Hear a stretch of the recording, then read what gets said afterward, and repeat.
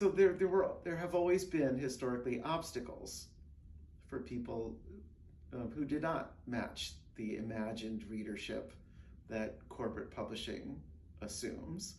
And so I felt that there were a myriad of books out there that were great books written by those writers of historically underrepresented groups that had never gotten their due, and maybe had been let slide out of print too soon. And so I had the idea of starting an imprint called ReLIT that would seek out great books from the same communities that we publish on our front list, and try to reintroduce those books. One of the first book, and really I can't think of a better example, is Virginia Hamilton's Liberation Literature.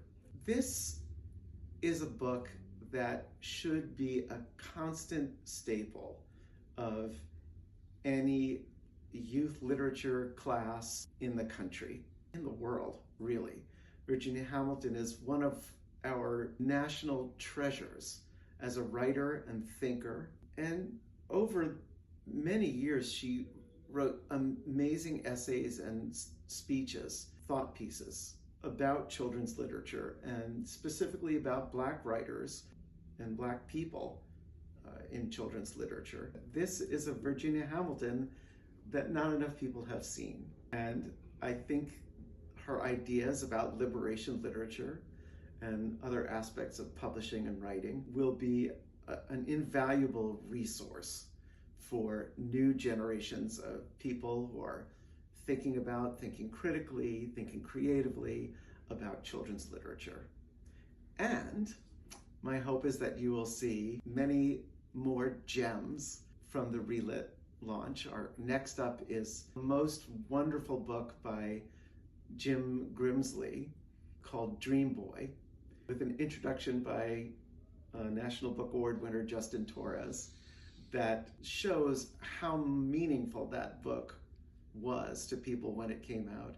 And it's still just a gorgeous piece of writing about two young men in high school in love.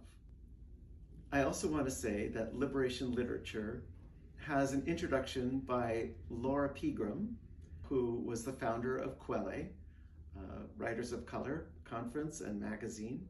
And Laura frames Virginia Hamilton's importance in the history of children's literature and the present of children's literature.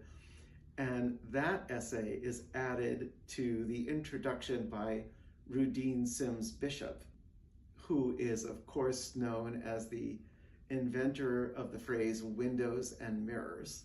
She also places Virginia in her rightful context in children's literature.